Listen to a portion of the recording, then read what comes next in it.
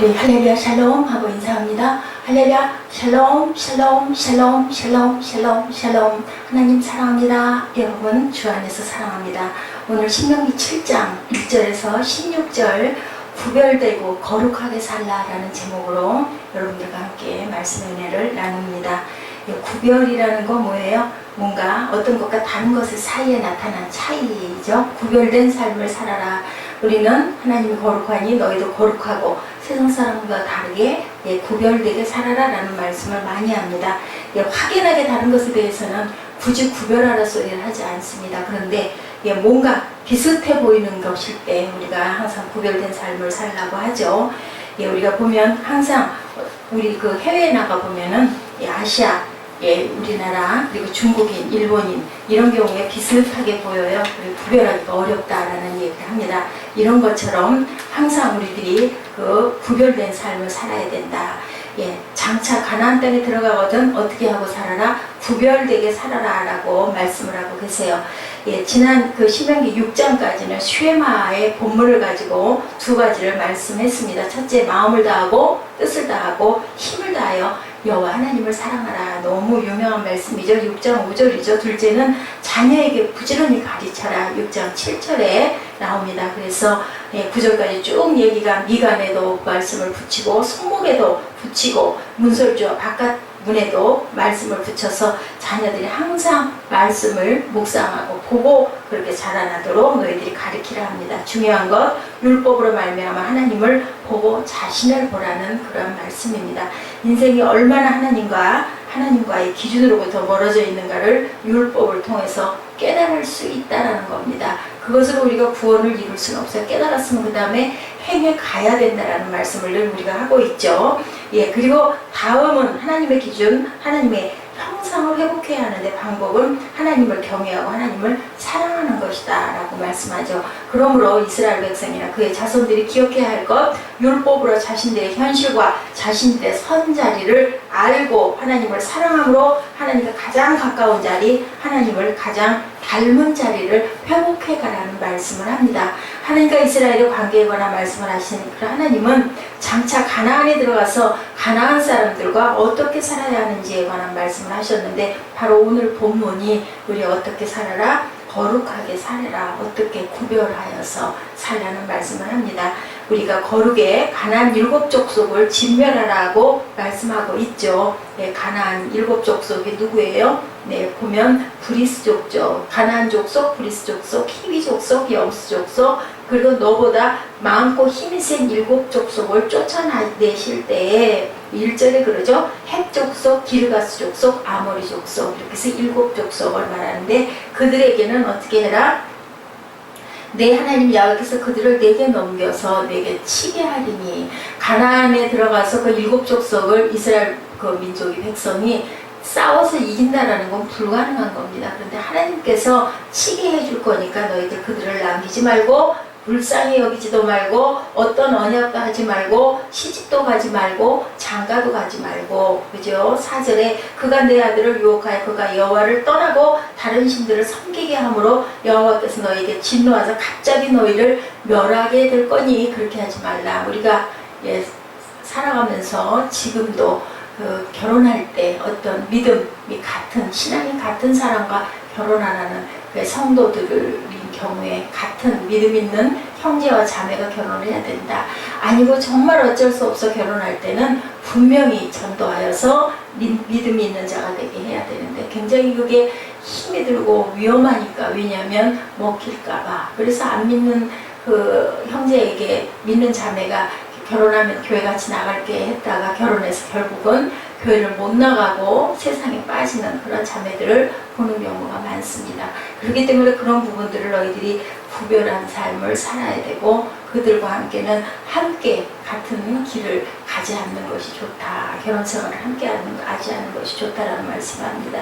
우리가 그러기 위해서는 구별돼야 되고 거룩을 이루어야 되는데 가나안 7족속을 이렇게 너희들이 진멸하라. 그들을 봐주지도 말고 분명하게 멸하라는 말씀합니다.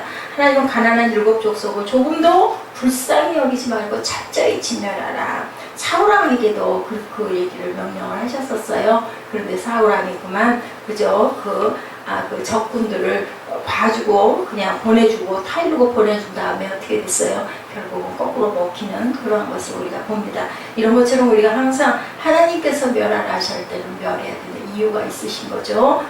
그들이 너희의 적이 돼서 너희를 죽일 것이니 그들을 멸하라라는 말씀을 합니다.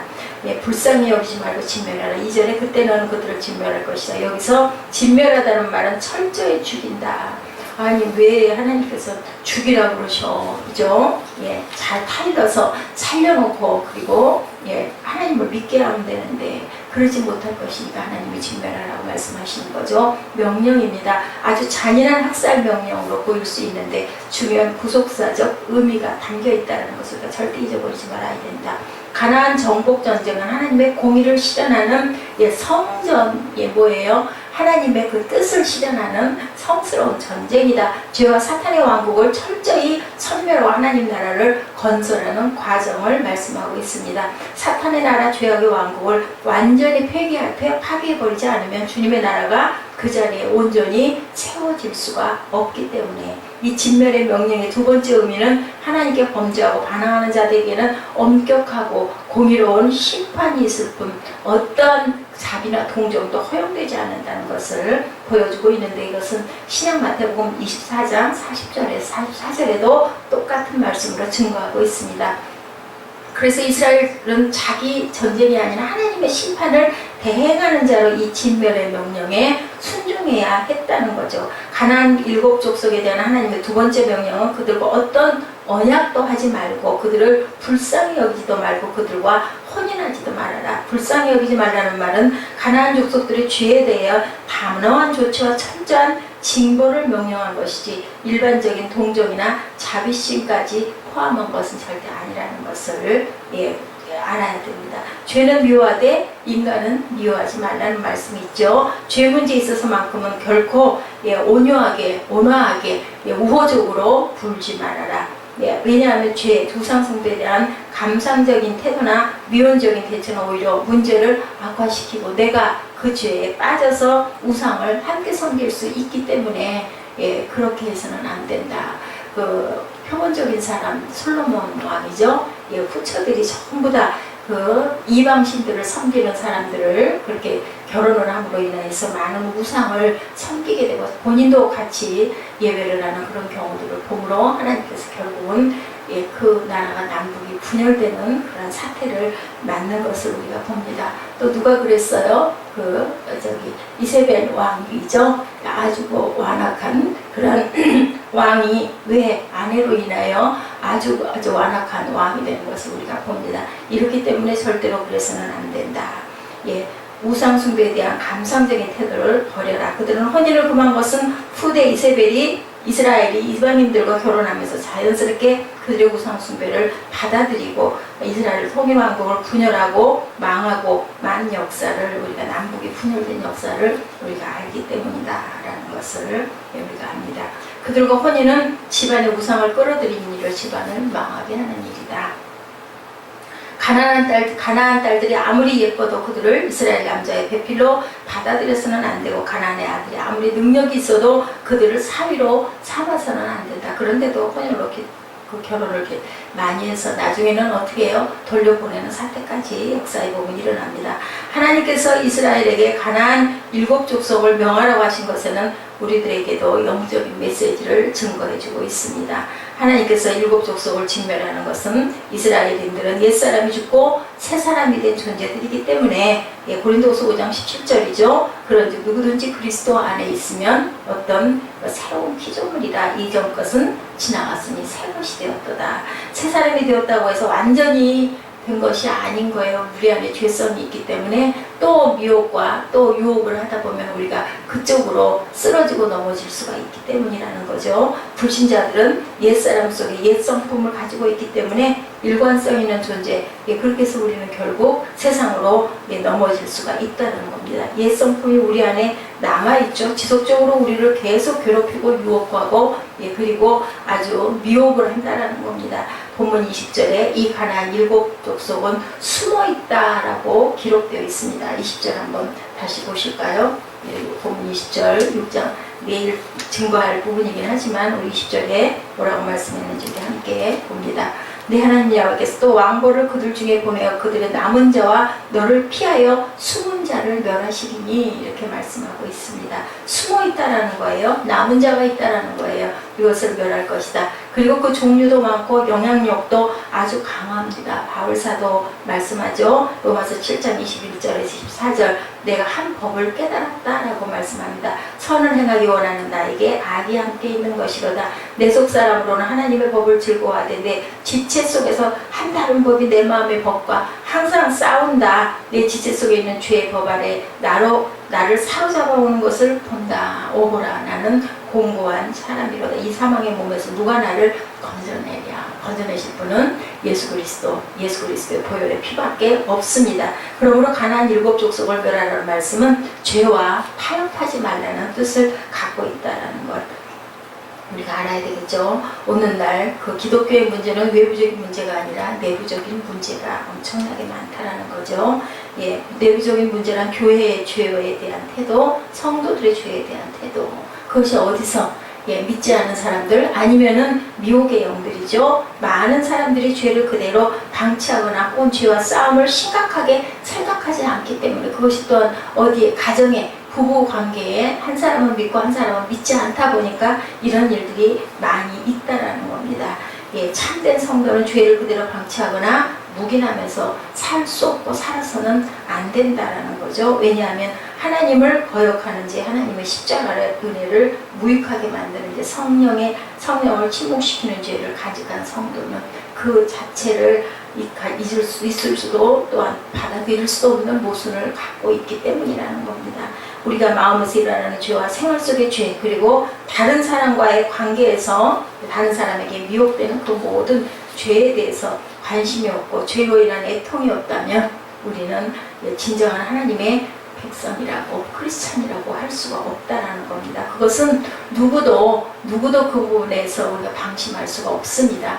오늘 아무리 잘 믿었다 하더라도 어제 아주 잘 믿었다 하더라도 계속 주변에 있는 사람들이 믿지 않는 사람들 그리고 내게 영향을 끼치는 사람들이 크리스찬이 아닌 경우에 아니면은 다른 종교나 우상 아니면은 이단들인 경우에는 우리가 거기에 넘어질 수가 있기 때문이죠. 오늘 본문의 두 번째 내용이 바로 왜 그렇게 해야 되는가에 대해서 말씀합니다. 가나안 7 족속을 멸하라 하신 것은 이스라엘이 누구냐 하는 것과 직접적인 연관이 있다라는 거죠. 이스라엘은 4가지 특징을 가지고 있는데 첫째, 이스라엘 백성은 어떤 성민이다라고 홀리 피플이다, 거룩한 자들이다, 구별된 자들이라는 뜻을 갖고 있다라는 거죠. 오늘 제목이 구별된 거룩한 삶을 살라라는 뜻입니다. 거룩한 백성, 거룩이라는 말은 하나님께 드려진 사람이나 사물이나 예배를 위해 구별된 성물, 제사장, 성소, 지성소, 법궤 등에 사용되는 말입니다. 맑고 깨끗하고 순전하고 순수하다는 뜻을 갖고 있죠. 티 없이 맑은 것, 불순물 없이 깨끗한 것이 거룩하다는 말입니다. 사람의 순수하고 정직하고 진실한 내면을 거룩이라고 또 표현할 수가 있죠. 거룩은 상호간에 닮다는 뜻을 하나님을 닮은 성도의 모습을 뜻하기 때문이다. 우리들은 그래서 선민이고 성민이다. 선택되기도 했고 그리고 하나님을 닮은 거룩한 자들이라는 뜻이랍니다. 이스라엘은 하나님께서 따로 구별하신 백성들이죠. 역시 마찬가지로 하나님께서 거룩하게 구별하신 그러한 성민들이다. 그러므로 이스라엘이나 우리는 세상 사람과 똑같이 살아서는 안 된다는 것이 오늘 말씀의 골자입니다. 이스라엘은 택함받은 chosen people이다. 두 번째로 그렇습니다. 택함받았습니다. 거룩한 자들입니다. 6절에 내 하나님 여호와께서 지상 만민 중에서 너를 자기 기업의 백성으로 택하였나니 하나님은 수가 많거나 능력이 많거나 조건이 좋아서 이스라엘을 선택하지 않았다. 다만 하나님께서 그들을 기뻐하셨기 때문에 택하셨어요. 잘나고 똑똑해서 내 자신이 아닌 거죠. 우리가 하나님께서 주셔서 우리가 기업으로 열매로 낳았기 때문에 내 자녀인 것처럼 하나님께서 그들을 기뻐하셨기 때문에 택하셨다. 이것은 무조건적 선택이라고 말씀하죠. 우리도 마찬가지입니다. 어떤 조건이 있고 잘나고 잘하고 아주 의로워서 우리를 하나님의 자녀로 선택한 것이 아닙니다. 변치 않는 하나님의 그 선택, 그것은 우리를 계속해서 하나님께서 만들어 가시죠. 어떤 백성, 사랑받는 백성들입니다. loved people이라고 표현하고 있습니다. 8절에 야훼께서 다만 너희를 사랑하심으로 인하여 하나님이 이스라엘을 택하신 이유는 이스라엘을 사랑하셨기 때문이다 라고 8절에 증거하고 있습니다. 다만 너희를 사랑하심으로 말미암아 너희의 조상들에게 하신 맹세를 가리켜 하심으로 말미암아 자기의 권능의 손으로 너희를 인도하여 내시되 어떻게 해요? 너희를 그 종되었던 집에서 애굽왕 바로의 손에서 속량하셨다라고 이렇게 말씀합니다. 하나님께서는 이스라엘을 애굽에서 구원하실 때 희생양의 죽음이 구원의 표시가 되었죠. 출애굽 10장 7절에 보면 나타납니다. 패스오바 6월절 그 아주 문인방에 그 피를 바른 가정을 내가 넘어가겠다라고 말씀하죠. 이렇게 이스라엘 하나님께서 피값으로 주고 사신 백성, 그래서 그만큼 특별하고 각별하다는 뜻입니다. 우리 신약에는 예수 그리스도가 어린 양, 희생양이 돼서 해마다가 아닌 영원한 그죠? 단번에 우리를 구원하시는 사건으로 우리가 예수의 피를 바름으로 우리가 누구든지 누구의 이름을 예수 그리스도의 이름을 주의 이름을 부르는 자는 너희가 구원을 얻으리라. 내가 믿나이다. 믿습니다. 나는 구원 받았습니다. 이렇게 증거하는 자들에게는 어디로요? 하나님께 바로 나아갈 수 있습니다. 누구의 이름으로? 예수 그리스도의 이름으로. 그래서 우리가 주기도문에 항상 끝에 예수 그리스도의 이름으로 기도드렸습니다. 아멘 하고 기도하지 않습니까? 그렇게 살면 그 이유들 때문에 이스라엘은 가나안 7족속과 어떤 타협을 해서는 안 되고 그리고 그들을 진멸해야 된다라는 것을 본문에 말씀합니다. 거룩으로 구별되라라는 말씀이죠. 참 성도와 가짜 성도를 구별하는 기준은 바로 이 거룩이다. 그리고 죄에 대한 단호한 그런 사람들이 되어야 된다. 거기에 미혹되지 않아야 된다. 구별되어서 살아야 된다.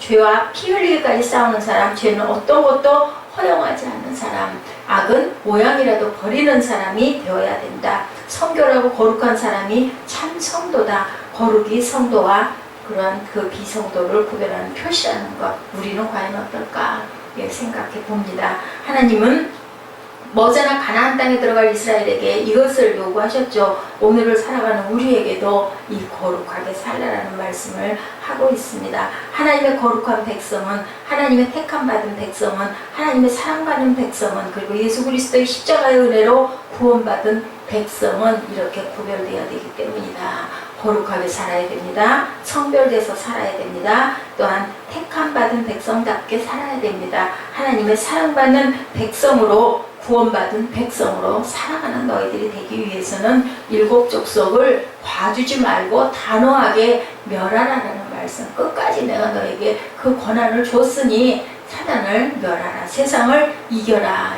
우리가 세상 속에서 함께 살아가야 되는 거 맞습니다. 그런데 거기서 구별되게 살아가야 되고, 안 믿는 자들을, 믿지 않는 자들을 하나님의 나라로 인도하여 낼 수 있는 힘과 능력을 우리는 할 수 없지만 하나님께서 주신다고 하죠. 능력 주시는 자 안에서 너희가 모든 것을 할 수 있다라는 말씀처럼 우리는 살아야 된다. 거룩하고 구별된, 그래서 항상 죄는 어떤 것이라도 버리고 순결하고 거룩한 하나님의 신부로, 예수 그리스도의 신부로 살아가셔서 오늘도 더위 가운데서 승리하시는 저와 여러분 되시기를 주님의 이름으로 축복합니다. 기도하시겠습니다.